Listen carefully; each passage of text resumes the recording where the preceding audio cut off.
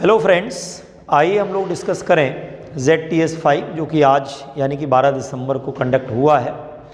और इसमें हम आपको जो डिस्कस करेंगे वो इलेक्ट्रोस्टैटिक्स वाला जो पार्ट है उसके क्वेश्चंस को डिस्कस करेंगे वन बाय वन, है ना। अब इसमें से देखेंगे कुछ क्वेश्चन सेक्शन ए में है, कुछ क्वेश्चन सेक्शन बी में है। सेक्शन ए में क्वेश्चन नंबर 19 से स्टार्ट है, तो क्वेश्चन नंबर 19 से शुरू करते हैं। आइए डिस्कस किया जाए ZTS5 और क्वेश्चन नंबर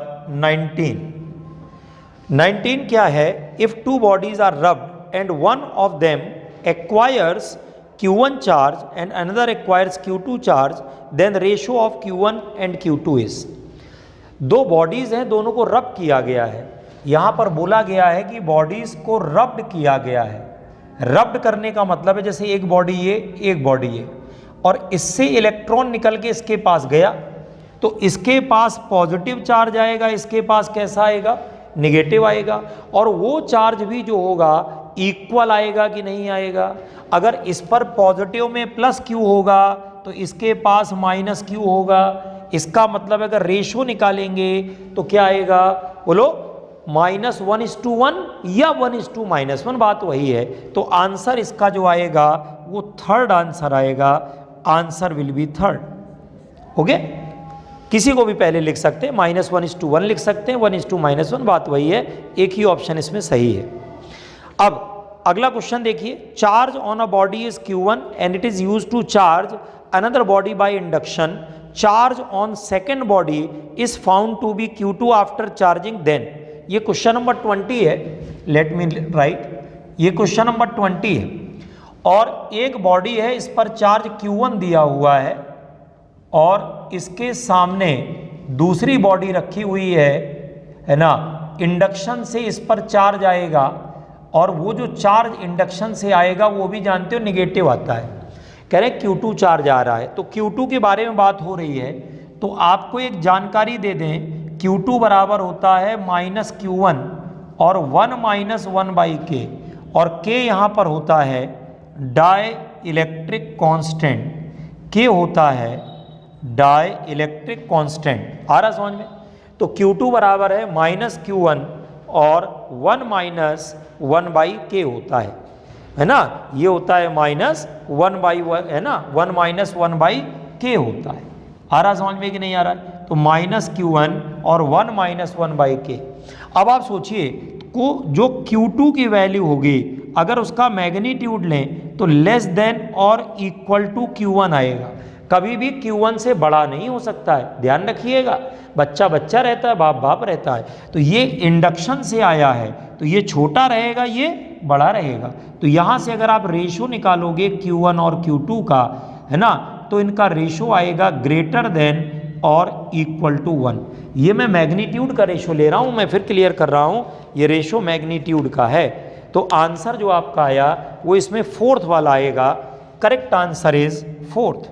ये भी बताना जरूरी है कि इसका करेक्ट आंसर फोर्थ है। अगला ये 21 क्वेश्चन नंबर है 21। क्वेश्चन नंबर है 21। The number of electrons that must be removed from an electrically neutral silver dollar to give it a charge of 2.4 coulomb. कितना चार्ज देना है भाई, 2.4 कूलम, ठीक।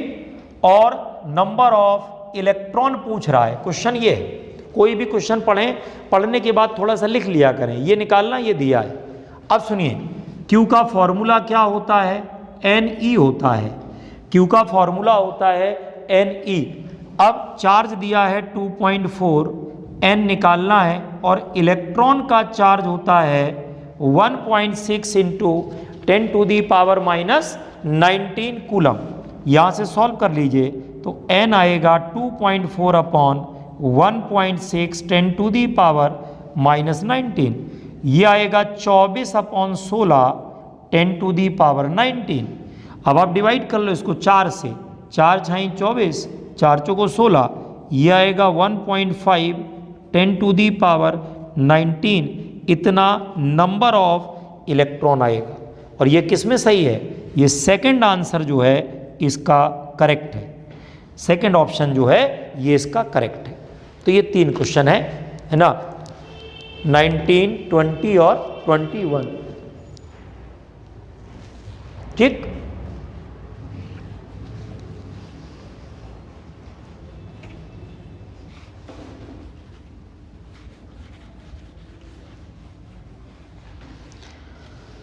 इसके बाद आइए नेक्स्ट 22।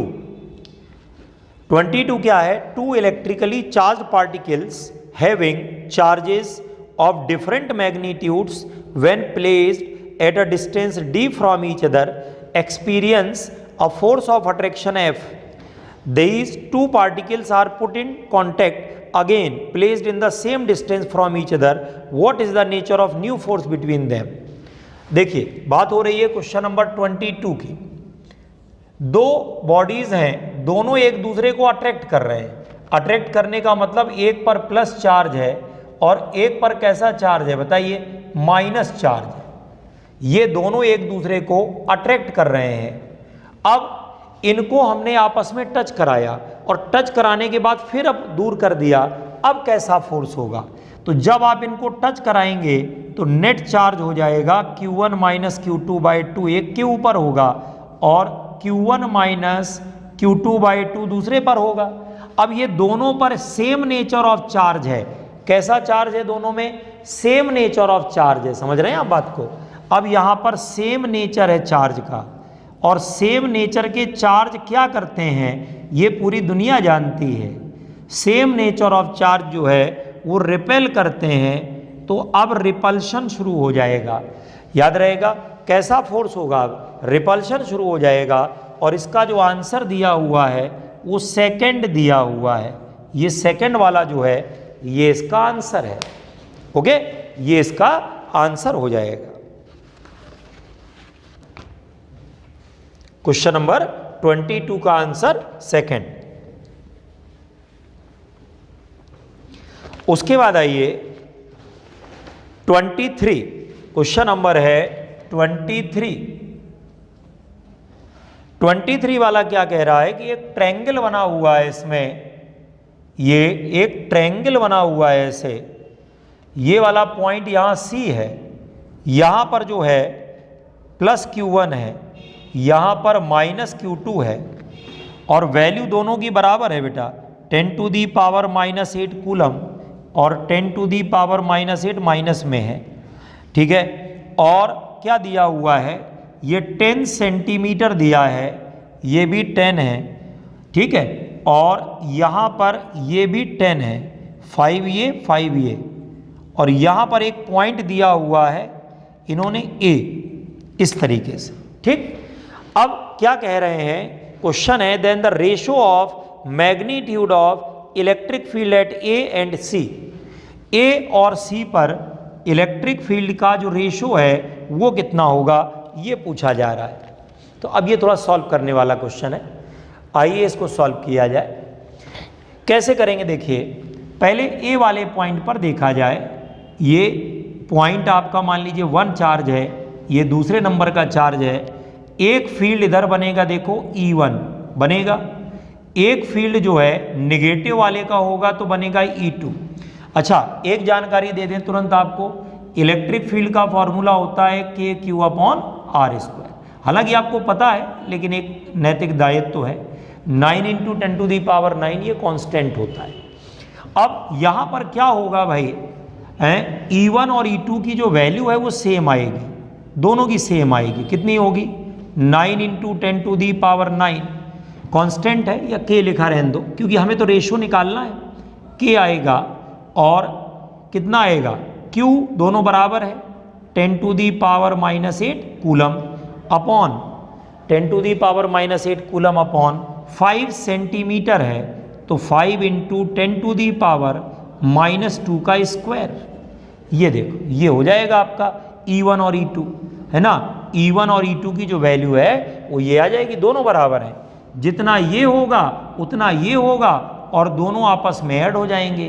तो जो नेट फील्ड यहाँ पर होगा E1 + E2 होगा, तो ये आएगा 2K × 10⁻⁻8 अपॉन हैं 5 का स्क्वायर करो 25 और 10 टू दी पावर -4, ये E1 प्लस E2 आ गया, ये हमारा E1 प्लस E2 आ गया, that is E1 plus E2। ठीक, फिर से देख लेते हैं, ये Q1 है, इसका इधर, Q2 का इधर, ठीक, दोनों को हमने ऐड कर दिया। अब आइए सी वाले पॉइंट पर, यहां पर एक फील्ड होगा, ये E1 प्लस वाले का है और ये किसका है, माइनस वाले का है, दोनों का रिजल्टेंट बीच में से जाएगा, इसको E डैश नाम रख लीजिएगा, इसका नाम E डैश कर लीजिएगा। अब वहां पर भी देखो, या इसका नाम ऐसा करो E1 E2 ना करके E3 E4 कर लो, ठीक है। अब E3 और E4 ये दोनों बराबर हैं के, और चार्ज कितना है 10 to the power -8 upon 10 centimetre का स्क्वायर, आ गया कि नहीं, ठीक। और ठीक से अगर लिखना चाहो तो K और 10 to the power -8 upon 100 into 10 to the power क्या होगा -4, इसको ऐसे लिखा रहने दें, ठीक। एक बात और सुनिए, क्या जब दो वेक्टर बराबर होते हैं और दोनों के बीच का एंगल 120 होता है तो उनका रिजल्टेंट भी उन्हीं के बराबर होता है। क्या मैंने बोला, अगर दो वेक्टर बराबर हैं, दोनों का मैग्नीट्यूड बराबर है और दोनों के बीच का एंगल 120 है तो उनका रिजल्टेंट भी उन्हीं के बराबर होता है। ये देखो इक्विलेटरल ट्रायंगल है, ये 60 डिग्री का एंगल है, ये 120 का है, तो यहाँ पर कितना हुआ बताओ, यहाँ पर कितना हुआ बताओ, यहाँ पर ये हुआ कि जो रिजल्टेंट आएगा E डैश ये भी इतना ही आ जाएगा K into 10 to the power -8 upon 100 into 10 to the power -4। अब दोनों का रेशियो निकाल दो, ठीक, E अपॉन E डैश कर दो, तो ये कितना आ गया K 10 टू दी पावर, मैंने अभी कुछ सॉल्व नहीं किया, पूरा लिखा है, क्योंकि रेशियो निकालना है ना तो सॉल्व मत किया करो, डिवाइडेड बाय 2K और 10 टू दी पावर -8 अपॉन क्या हो गया 25 इंटू 10 टू दी पावर कितना हो गया है, इंटू 10 टू दी पावर -4 हो गया। अब आप यहाँ से रेशियो निकाल लो इसका, क्लियर है कि नहीं, इसका आप क्या कैलकुलेट कर लो बताओ, रेशियो यहाँ से कैलकुलेट कर लो तो आपको वैल्यू मिल जाएगी कि नहीं मिल जाएगी, ठीक है ना। E अपॉन E डैश की जो वैल्यू है ये आपने E डैश अपॉन E लिख दिया है। अब यहाँ से आप सॉल्व कर लो, ये देखो ये कैंसिल हो गया पूरा, K इंटू 10 पावर -8, ये पूरा कैंसिल हो गया कि नहीं हो गया। अब ये देखो 25 चला जाएगा ऊपर, 100 इंटू 2 नीचे, ये आएगा 4, तो 1/8। उसने क्वेश्चन में पूछा है E अपॉन E डैश, तो ये आपका 8:1 आ जाएगा, और 8:1 ये आंसर नंबर 3 है कि नहीं, ये आंसर हो जाएगा, ठीक। ये तरीका इसका नोट कर सकते हैं। यहाँ पर मैंने दोनों का रिजल्टेंट लिया है E डैश, यहाँ पर दोनों का रिजल्टेंट, एक ही डायग्राम में दोनों आपके रिजल्टेंट दिख रहे हैं, ठीक है।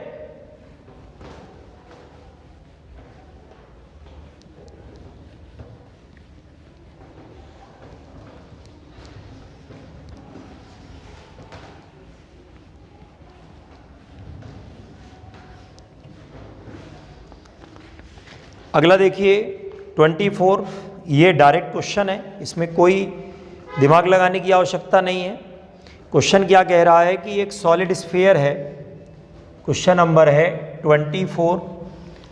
क्या क्वेश्चन है, in a uniformly charge sphere of total charge Q and radius R the electric field E is plotted as a function of distance from the centre, the graph which would correspond to the above will be. तो एक uniformly charge sphere की बात हो रही है। Uniformly charge sphere का मतलब जिसके अंदर भी चार्ज हो, बाहर भी चार्ज हो, ये कैपिटल R है, ये स्मॉल r है। इलेक्ट्रिक फील्ड का जो फॉर्मूला होता है K और Q अपॉन R स्क्वायर होता है जब बाहर जाते हैं, और इलेक्ट्रिक फील्ड बराबर होता है K QR अपॉन R की पावर 3, ये तब लगाते हैं जब R लेस देन R होता है, अंदर जाते हैं। अब आप खुद सोचिए, अंदर जाने पर डायरेक्टली प्रोपोर्शनल है, बाहर जाने पर inversely proportional to R square है, तो ये पहले स्ट्रेट लाइन होगा, फिर ये हाइपरबोला बनेगा ऐसे, ये ई हो गया, ये आर हो गया, और ये करेक्ट आंसर आपका 3 है। 3 इज द करेक्ट आंसर, 3 हमारा करेक्ट आंसर है, 3 is the correct answer. Okay, 24 ये डायरेक्टली आपने क्लास में किया हुआ है, ठीक है, प्रीवियस ईयर क्वेश्चन है। इसके बाद आइए क्वेश्चन नंबर है 25। The electric field in a certain region is acting radially outward and given by, electric field दिया हुआ है A इंटू आर, ठीक, a charge contained in sphere of radius A centred at the origin of the field will be given by. ये देखो यहां पर क्या है कि एक स्फीयर बनाना है A रेडियस का, इसके अंदर कितना चार्ज कंटेन्ड है ये पूछ रहा है। What is the charge contained, charge contained कितना होगा।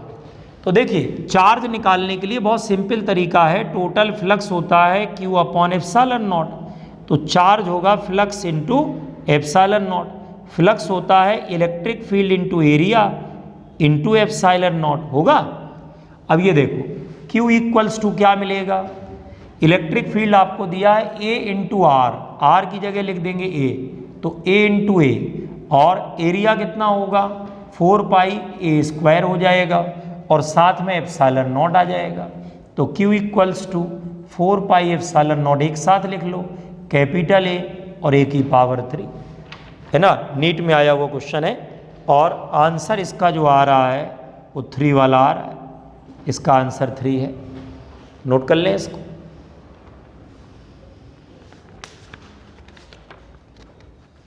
उसके बाद question number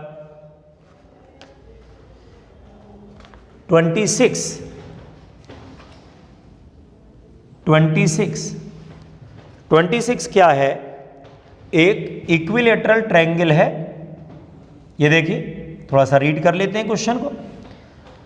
3 identical point positive charges as shown are placed at the vertices of an isosceles right angle triangle. Which of the membered vectors coincides in direction with the electric field at the midpoint M of the hypotenuse? तो यहाँ पर 3 identical positive charges हैं, एक यहाँ, एक यहाँ, एक यहाँ, और मिड पॉइंट ऑफ हाइपोटेन्यूज, यहाँ पर मिड पॉइंट है ये, यहाँ पर फील्ड की बात हो रही है, क्या होगी, डायरेक्शन पूछ रहा है इसकी। तो देखिए ये अगर 1 नंबर का चार्ज है, ये 2 नंबर का है, ये 3 नंबर का है, तो 1 वाला जो फील्ड डेवलप करेगा वो इधर करेगा, 2 वाला जो फील्ड डेवलप करेगा इधर करेगा, 3 वाला इधर करेगा, ये E1 हो जाएगा, ये E3 हो जाएगा, ये E2 हो जाएगा, ठीक। अब ये मिड पॉइंट है, ऐसा उसने बोला है, अगर ये मिड पॉइंट है तो डिस्टेंस बराबर होगी, दोनों फील्ड कैंसिल कर देंगे, तो बचेगा केवल यही वाला ना, यही वाला तो बचेगा। और ये वेक्टर कौन से डायग्राम में शो किया गया है, सेकंड वाले में, तो सेकंड आपका करेक्ट आंसर हुआ कि नहीं हुआ, second is the correct answer, second is the correct answer, ये हो जाएगा इसमें, ठीक है, नोट कर लेंगे इसको। Now come to the question number 34, sorry 27, that was 26. Come to the question number 27.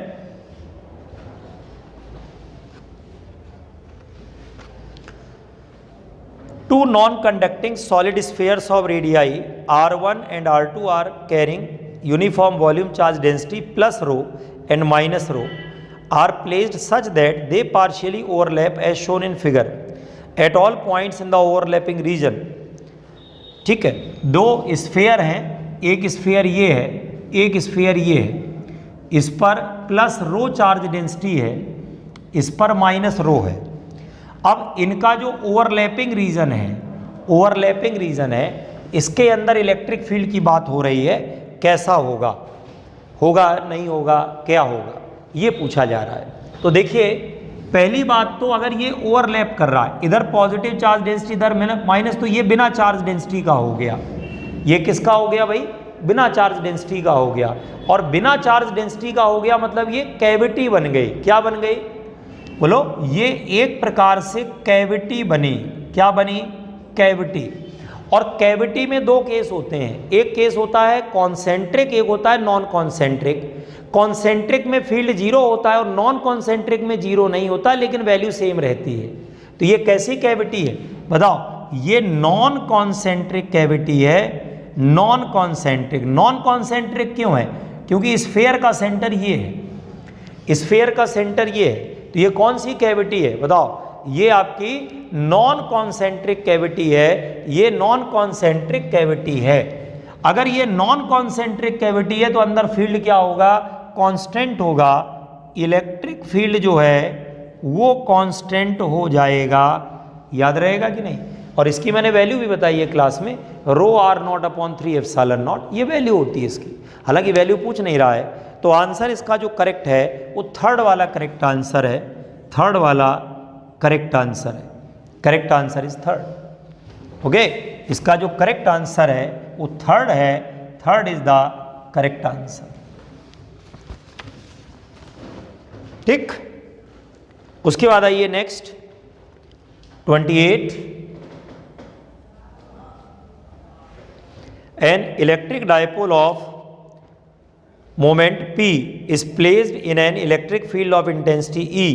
The dipole acquires a position such that the axis of dipole makes an angle theta with the direction of the field. Assuming that the potential energy of the dipole is to be 0 when theta is 90, the torque and the potential energy of the dipole will be. तो एक dipole है, उसको uniform electric field में रखा गया है। ठीक है, ये माइनस क्यू है, ये प्लस क्यू है, थीटा एंगल है। तो ये पूछ रहा है टॉर्क बताइए। तो बहुत सिंपल सिर्फ फॉर्मूला पूछा है, P साइन थीटा, और पोटेंशियल एनर्जी होती है माइनस P कॉस थीटा। और इसका आंसर क्या है? First. First is the correct answer. ठीक, अगला इसी से जुड़ा हुआ अगला क्वेश्चन है 29 वाला, वो भी डायपोल से जुड़ा हुआ है। क्या कह रहा है ये क्वेश्चन?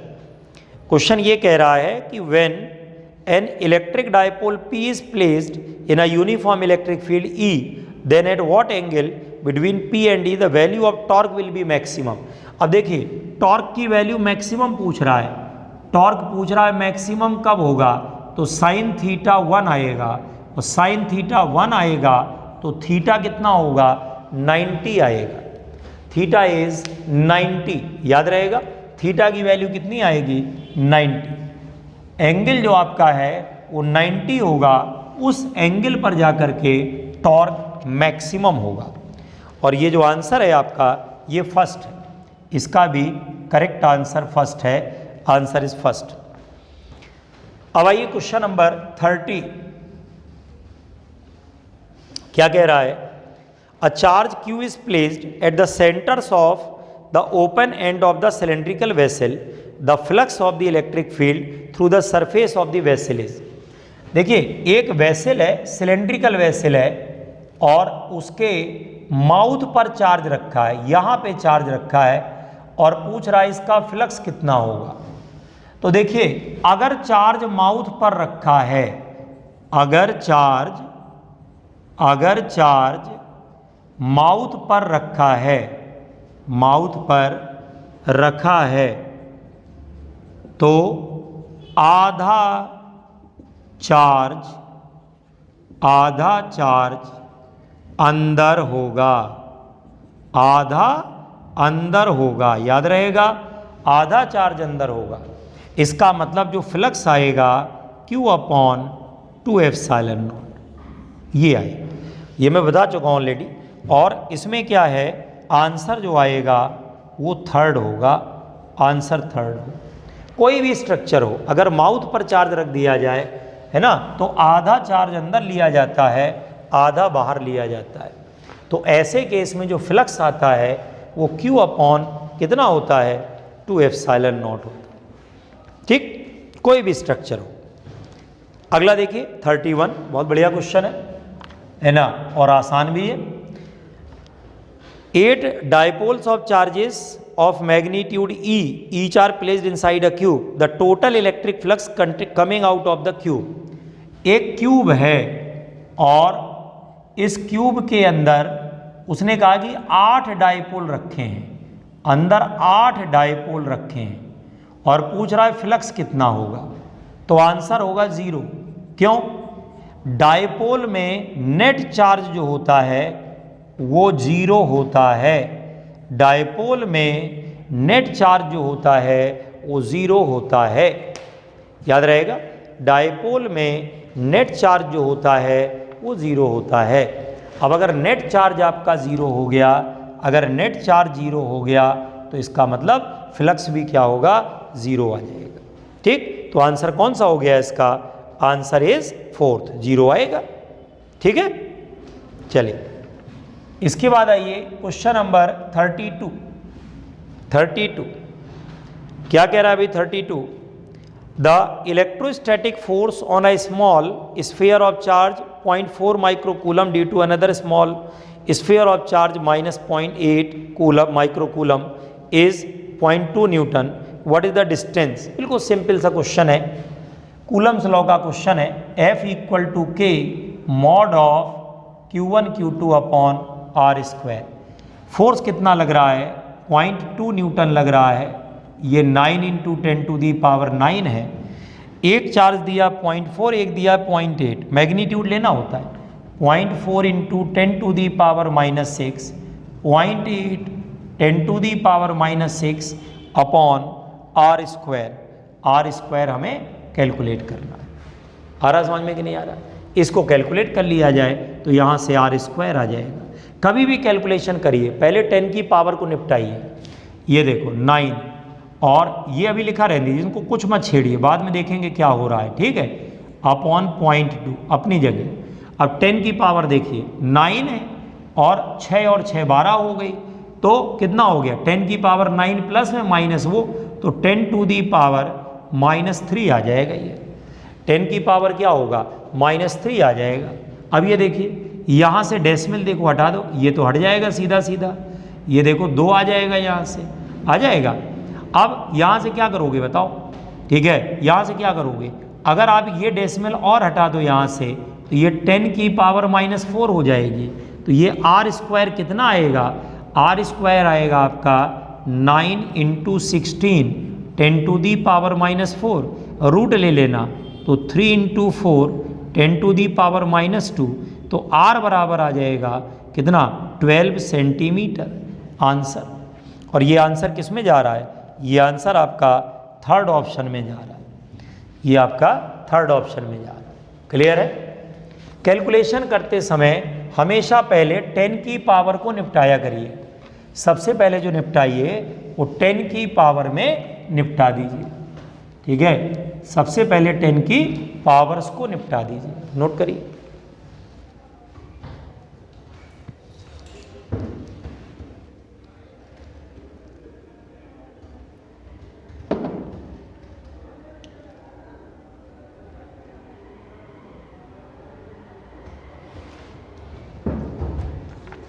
ठीक, अब आइए नेक्स्ट क्वेश्चन नंबर 33। 33 वाला जो क्वेश्चन है क्या है? A point charge plus 10 microcoulomb is at a distance 5 centimetre directly above the centre of a square of side 10 centimetre as shown in figure. What is the magnitude of the electric flux through the square? ये देखिए एक square बना हुआ है और उसकी जो side की लेंथ है वो 10 सेंटीमीटर है और यहाँ से 5 सेंटीमीटर ऊपर ये आपका एक चार्ज रखा हुआ है और चार्ज रखा है 10 माइक्रोकूलम। हमसे कह रहा है कि इस वाले सरफेस का फ्लक्स बताओ। ये क्वेश्चन डायरेक्टली एनसीईआरटी का है, जिसने एनसीईआरटी लगाया होगा वो डायरेक्टली कर सकता है। एनसीईआरटी का क्वेश्चन है ये। और इसमें क्या है पूछ रहा है कि फ्लक्स बताइए। पहली बात तो इसमें गॉस थ्योरम लगा सकते हैं, लेकिन ऐसे लगेगी नहीं। इसको सबसे पहले आप क्लोज्ड बना लो। ये जो आप देख रहे हो ना स्ट्रक्चर, इसको पहले आप क्लोज्ड बना लो। यहाँ से इसको आप यहाँ से क्लोज्ड बना लो। ये क्यूब हो जाएगा, ये देखो क्लोज्ड हो गया ये। अब ये क्लोज्ड होने के बाद ये देखो चार्ज अंदर आ गया। हमें इसका फ्लक्स पता करना है। हमने अपनी तरफ से बाकी बनाया है। ये देखो चार्ज सेंटर पे रखा है, ये 5 सेंटीमीटर है, ये 10 है। तो अब आप भी जानते हो अगर चार्ज क्यूब के पूरी तरीके से अंदर है तो कितना फ्लक्स होता है, Q अपॉन एप्सिलॉन नॉट। और हमें केवल एक सरफेस का चाहिए तो Q अपॉन 6 एप्सिलॉन नॉट। ये आएगा फ्लक्स ऑफ वन फेस। ठीक, अब ये देखो चार्ज दिया है 10 माइक्रोकूलम माइनस 6 अपॉन 6 और एप्सिलॉन नॉट होगा 8.85 10 to the power minus 12। Solve कर लीजिए इसको, ये आपका आंसर आ जाएगा। अब देखो इसको कैलकुलेट करना होता है तो लोग बड़ा परेशान हो जाते हैं। 8.85 है डेसिमल में, क्या करें, हाथ पांव फूल जाते हैं। बिल्कुल ना फुलाइए हाथ पांव, पहले तो 10 की पावर को निपटाइए। 10 की पावर माइनस 6, ये 10 लिखा रहने दीजिए। ये ऊपर चला गया तुम्हारा 6, आ रहा समझ में कि नहीं आ रहा? ऊपर तुम्हारा जो चला गया वो 6 चला गया। ठीक, अब सुनिएगा यहाँ पर 6 है, ठीक है, इसको लिख दीजिएगा 25 अपॉन 3। इसको लिख दीजिएगा 8.85 जो लिखा है इसको लिख दीजिएगा लगभग में, अप्रॉक्स में बोल रहा हूँ मैं, है ना, एग्जैक्ट नहीं बोल रहा हूँ। तो इसको आप 25/3 लिख सकते हैं, लिख सकते हैं, ठीक है ना। अब अगर 25/3 लिख देंगे तो बहुत आसान हो गया। आसान कैसे हो गया भाई, ये देखो ये आया 5 2 जा 10 और ये कितना हुआ 5 5 जा 25। ये कितना हो गया भाई, हैं, ये कितना हो गया 3 दूनी 6 हो गया, 2 से 2 कैंसिल। तो ये यहाँ से डिवाइड कर लो, डिवाइड करोगे तो 1/5 इसमें से ले लो तो 2 × 10 टू दी पावर क्या आ जाएगा बताओ, है 5 आएगा कि नहीं आएगा, लगभग में जाएगा। तो 1.8 × 10 टू दी पावर 5, क्योंकि 1.8 में सारे ऑप्शन हैं। 2 तो हमारा रफली निकल रहा है, ये अप्रॉक्स में निकल रहा है। ये किस में निकल रहा है बताओ, अप्रॉक्स में। तो ये आंसर हो गया, दिस इज द आंसर। हो गया कि नहीं? और करेक्ट आंसर कौन सा आ रहा है भाई, 4th वाला आ रहा है कि नहीं आ रहा है, ये है। ऐसे किया जाता है। ठीक, पहले उसको इनक्लोज कवर कराइए। कवर कराने के बाद केवल एक फेस का पूछा गया है, केवल एक फेस का पूछा गया है। आ रहा समझ में, केवल एक फेस का पूछा गया है, पूरे का नहीं पूछा गया है। ये वैल्यू ठीक है। इसके बाद देखिए 34 क्वेश्चन नंबर है 34। क्या कह रहा है 34? Figure shows electric field lines in which N electric dipole P is placed as shown. Which of the following statement is correct? देखिए एक डायपोल है, उसको फील्ड के अंदर रखा गया है। डायपोल को नॉन यूनिफॉर्म फील्ड में रखा गया है, -q + q। अब आप भी जानते हैं इस पर जो फोर्स लगेगा वो इधर लगेगा, इस पर जो फोर्स लगेगा वो इधर लगेगा, नेट फोर्स इधर लगेगा लेफ्ट की तरफ, बात खत्म। यही आंसर है थर्ड वाला, dipole will experience force towards left. Answer कौन सा है, थर्ड वाला है कि नहीं, ये आंसर हो जाएगा। ठीक, पसंद आ रहा है? तो ऐसे किया जाता है। पहले क्वेश्चन को पढ़ें, आराम से उसको समझें, समझने के बाद फिर डायग्राम बनाएं। जल्दबाजी नहीं, जितने क्वेश्चन आपको आते हैं वो करेक्ट करने हैं, ये नहीं कि सारे करने हैं। जितने आपको आते हैं वो गलत नहीं करना है। सारे आते हैं तो बहुत अच्छी बात है, लेकिन उतने तो आपको सही करना ही करना है। ठीक है, ये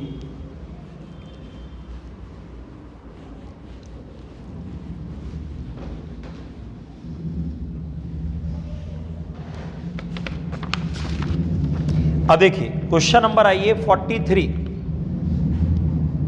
क्वेश्चन नंबर है 43। Two charges Q and -3Q are placed fixed on x-axis separated by distance d. Where should a third charge 2q be placed such that it will not experience any force. तो दो charges हैं, देखिए, एक charge आपका q है, एक आपका -3q है, ठीक। और कह रहा है कि बताइए एक तीसरा चार्ज हमको रखना है ना 2q का, कहाँ पे रख दें कि नेट फोर्स क्या हो जाए, 0। देखिए भाई, एक चार्ज प्लस है, एक माइनस है, तो जो तीसरा चार्ज रखेंगे या तो वो लेफ्ट में रखेंगे या उसको राइट में रखेंगे, इस बात का ध्यान रखिएगा, या तो लेफ्ट या तो राइट। अगर इन दोनों का नेचर अलग है, अगर सेम नेचर होता तो बीच में कहीं पे रखते।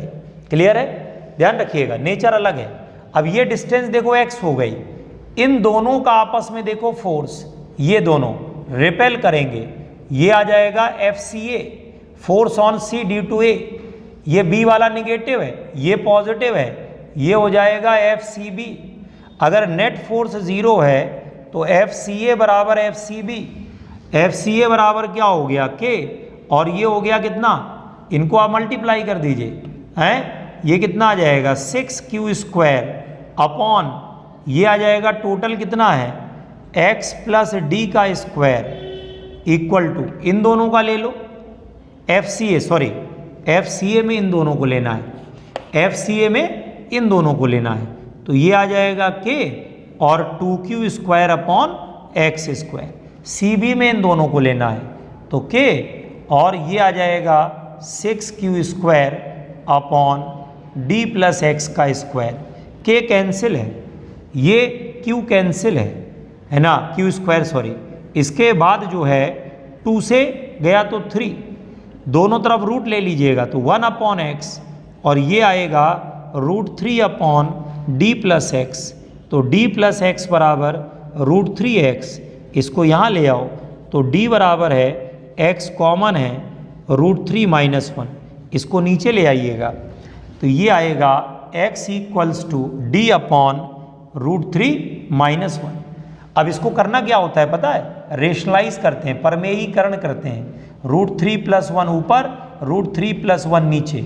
जब ये करेंगे तो x बराबर ये आएगा d अपॉन 2 और ये आएगा √3 + 1, ये आंसर, ठीक है। और ये आंसर कौन सा वाला है, ये आंसर आपके ऑप्शन के हिसाब से थर्ड वाला answer, third is the correct answer. ये है, नोट कर लें इसे।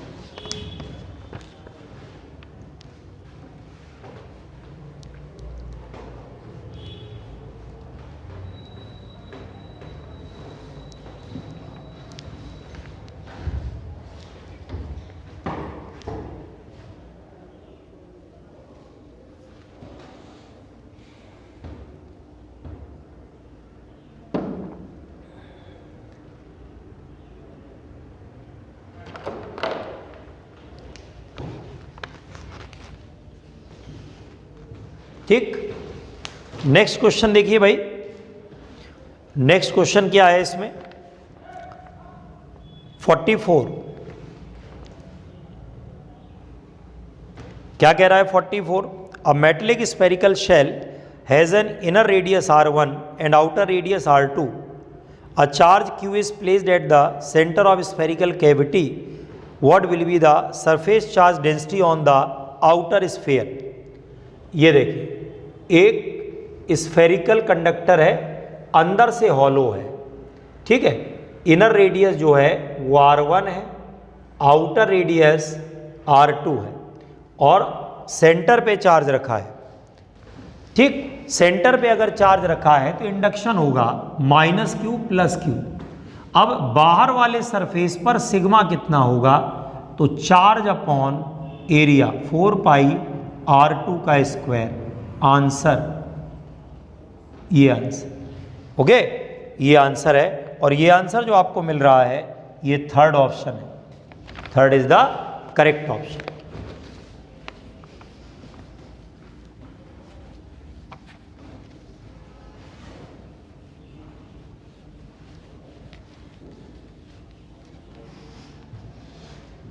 ठीक है, third is the correct answer. अगला देखिए 45, क्या कह रहा है, A conducting sphere of radius 10 centimeter has an unknown charge if the electric field 20 centimeter from the center of the sphere is 1.5 into 10 to the power 3 Newton per coulomb and points radially outward, what is the net charge on the sphere? Sphere पर net charge पूछ रहा है। एक conducting sphere है, ये है, इसकी radius 10 centimetre है और फील्ड जो पूछ रहा है वो 20 सेंटीमीटर पर पूछ रहा है इस पॉइंट पर, और इलेक्ट्रिक फील्ड जो दिया है that is 1.5 10 to the power 3 coulomb दिया है। ठीक, अब रेडियली आउटवर्ड है, इनवर्ड सॉरी, इसका मतलब नेगेटिव चार्ज होगा। चार्ज पूछ रहा है, ये लगा दीजिए, ये आएगा k q upon R square, ये हो गया 1.5 10 to the power 3 9 into 10 to the power 9 q upon, ये r लीजिएगा, इसको ये लीजिए, तो ये आएगा 20 सेंटीमीटर का स्क्वायर, हो गया कि नहीं, equals to 1.5 10 to the power 3। इसको यहाँ से सॉल्व कर लीजिए। जब आप सॉल्व करेंगे ये वैल्यू आपकी आ रही है 6 into 10 to the power -9 coulomb, और ये आंसर जो आपका है ये थर्ड अप्रॉक्स में, ध्यान रखिए आंसर अप्रॉक्स में थोड़ा राउंड ऑफ किया गया है। हल्का सा एनसीईआरटी का क्वेश्चन है तो उसमें डेसिमल में आंसर आते हैं, तो थोड़ा सा इसको राउंड ऑफ किया गया है। ओके, तो ये इसका तरीका है, बहुत सिंपल सा मेथड है कि जो इलेक्ट्रिक फील्ड हमारा है वो कितना होगा ये पूछा जा रहा है। ठीक है,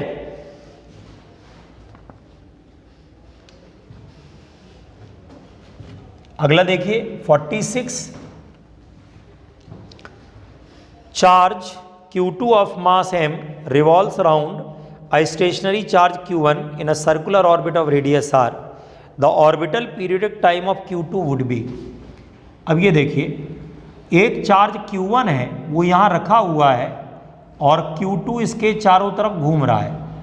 इसका मतलब कोई ना कोई चार्ज इसमें माइनस है, मान लो ये Q1 माइनस है, Q2 प्लस में है, कोई भी हो सकता है क्योंकि क्वेश्चन में कोई बोला नहीं है। अब ये ऐसे रिवॉल्व कर रहा है, ये सर्किल में रिवॉल्व कर रहा है, आर रेडियस मान लें। अब ये पूछ रहे हैं कि बताइए इनका टाइम पीरियड क्या होगा, what is the time period.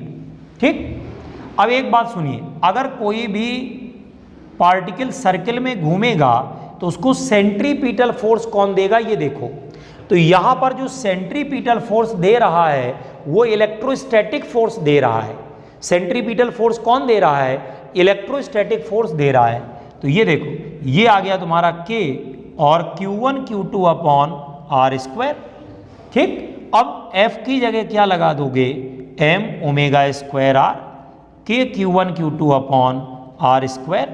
तो यहाँ से क्या मिला, ओमेगा स्क्वायर बराबर K और Q1 Q2 upon R square m, R की पावर 3m, ये आ जाएगा। ओमेगा कितना आ जाएगा भाई, ओमेगा की वैल्यू आएगी अंडर रूट ऑफ K और Q1 Q2 अपॉन, और ये क्या है, R की पावर 3m। ओमेगा क्या होता है, 2 pi by T under root of K और Q1 Q2 अपॉन R की पावर 3m। तो टाइम पीरियड क्या मिलेगा, 2 pi under root of R की पावर 3m K और Q1 Q2। ठीक, आया समझ में कि नहीं आ रहा। तो ये आपका टाइम पीरियड। अब आप चाहें तो इसको अंदर भी ले जा सकते हैं, तो ये आ जाएगा 4 पाई स्क्वायर R की पावर 3m अपॉन K और Q1 Q2 की पावर 1/2। यही ऑप्शन लिखा हुआ है, इसलिए मैंने ऐसे लिख दिया। और ये आंसर किस में आ रहा है, फोर्थ वाले में आ रहा है, नोट कर लीजिए इसको।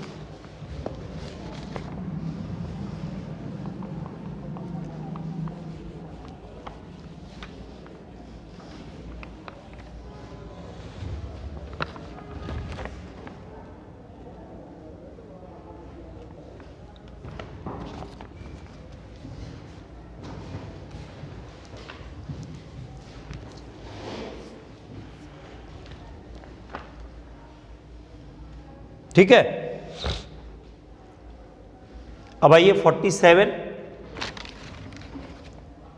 क्वेश्चन नंबर है 47. A simple pendulum has length L and mass m. Bob is given a charge q coulomb. The pendulum is suspended from the vertical plates between the vertical plates of charged parallel plate capacitor. If E is the electric field strength between the plates, the time period of the pendulum is given by. ये देखिए, ये दो plate है, ये plus है और ये वाला जो है माइनस है. अब इसमें कैपेसिटर बोला गया है, हालांकि कैपेसिटर से कोई लेना देना है नहीं, कैपेसिटर से कोई लेना देना नहीं, ध्यान रखिएगा, आपके दिमाग में ना आए कि कैपेसिटर का क्वेश्चन है, नहीं. अब ये देखिए, यहाँ पर इलेक्ट्रिक फील्ड इधर की तरफ होगा, इलेक्ट्रिक फील्ड इधर की तरफ होगा, है ना. इलेक्ट्रिक फील्ड की डायरेक्शन ये है, तो यहाँ पर फोर्स लगेगा QE, नीचे की तरफ लगेगा mg, नेट फोर्स ये होगा और नेट फोर्स क्या होगा बताओ, अंडर रूट ऑफ QE का स्क्वायर प्लस mg का स्क्वायर होगा कि नहीं होगा. ठीक है, तो यहाँ से क्या होगा बताइए, एसलेशन कितना मिलेगा, एसलेशन होता है F/m, तो ये आ जाएगा अंडर रूट ऑफ QE का स्क्वायर प्लस mg का स्क्वायर अपॉन m. आएगा कि नहीं आएगा. आप m को अंदर ले जाना चाहें अंदर भी ले जा सकते हैं, क्लियर है कि नहीं. अब टाइम पीरियड का फॉर्मूला है 2 pi under root of L/A. G मत रखिएगा, ए रखिएगा, तो कौन सा आंसर आपको मिल जाएगा, आंसर आपको फोर्थ मिल जाएगा, आंसर आपको फोर्थ मिल जाएगा. क्लियर है कि नहीं, आंसर आपको फोर्थ मिल जाएगा.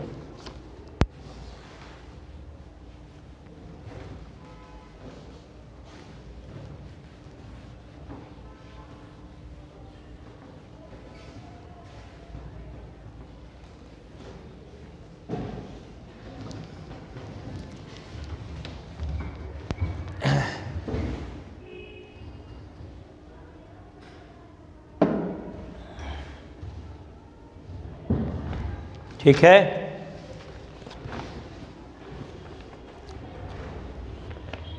उसके बाद देखेंगे नेक्स्ट क्वेश्चन नंबर 48.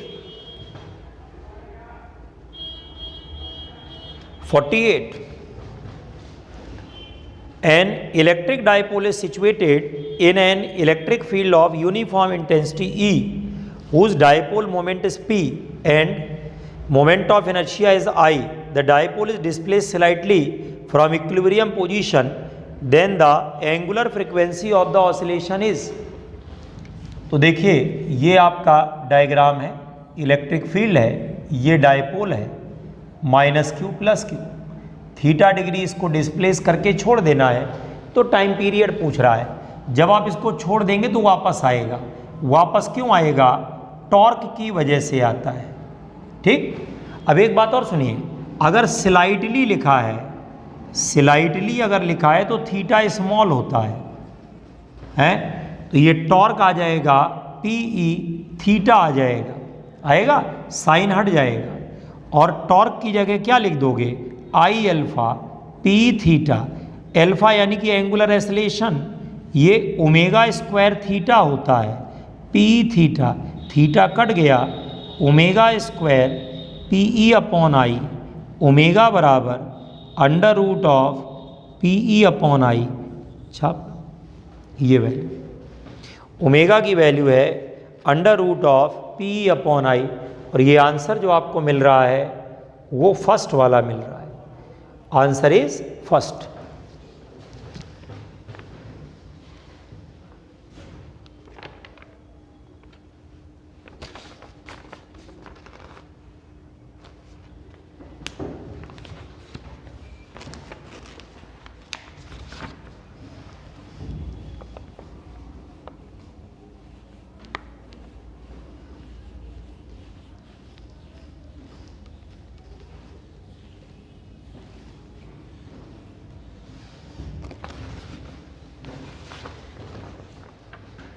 ओके, आगे देखिए, क्वेश्चन नंबर है 49.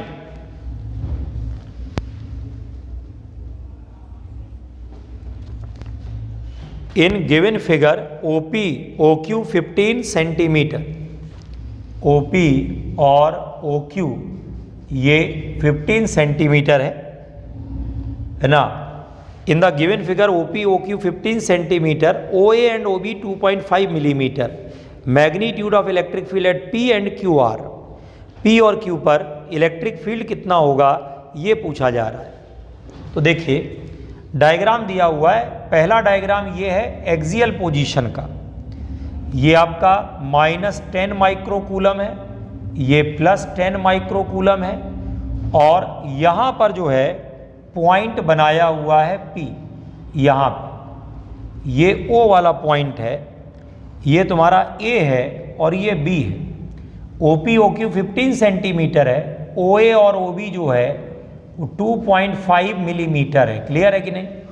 2.5 मिलीमीटर है.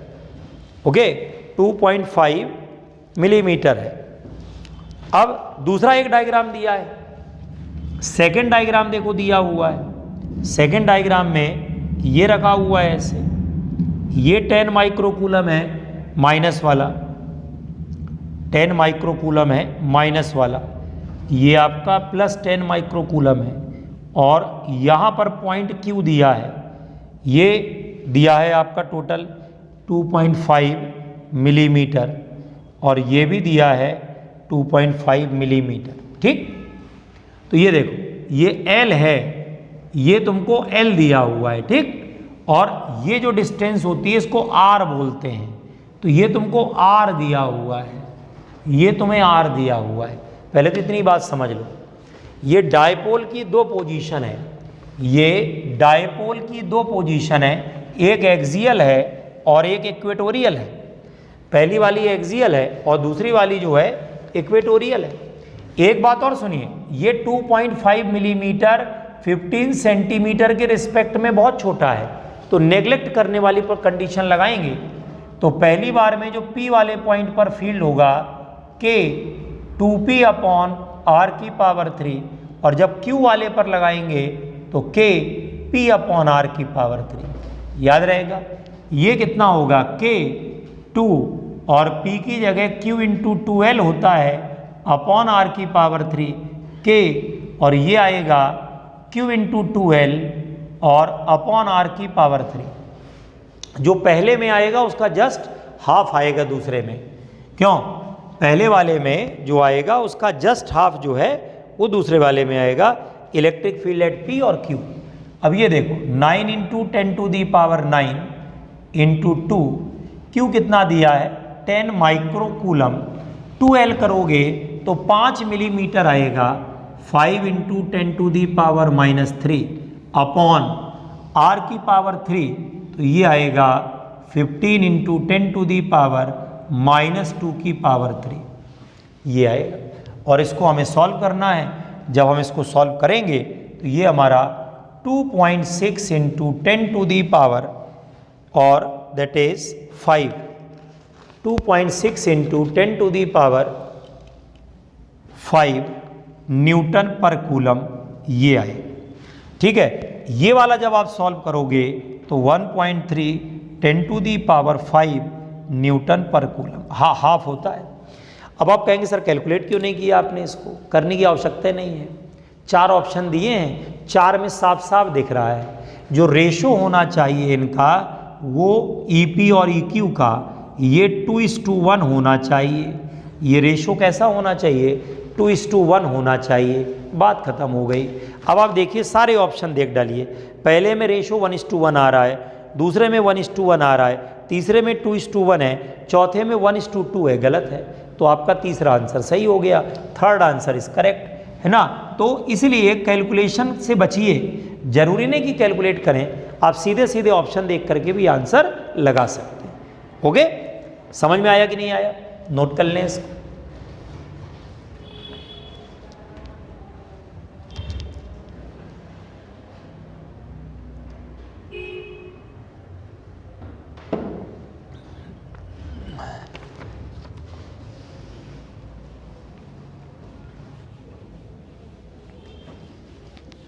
बता दें,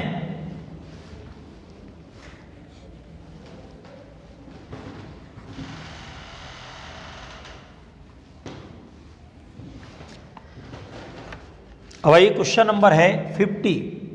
क्वेश्चन नंबर है 50. 4 charges 2 microcoulomb -5 -2 -5 are placed at corners of square ABCD of side 10. What is the force on the charge of 1 microcoulomb placed at the center of square? एक square है, एक charge यहाँ पे रखा हुआ है 2 माइक्रोकूलम यहाँ है, फिर -5 माइक्रोकूलम है, फिर 2 माइक्रोकूलम है, फिर यहाँ भी -5 माइक्रोकूलम है। अब इसके सेंटर पर एक चार्ज हम लोगों को रखना है, ये 1 माइक्रोकूलम का, इस पर फोर्स देखना है, ठीक है ना। इस तरीके से ये 4 कॉर्नर्स पर चार्जेस हैं।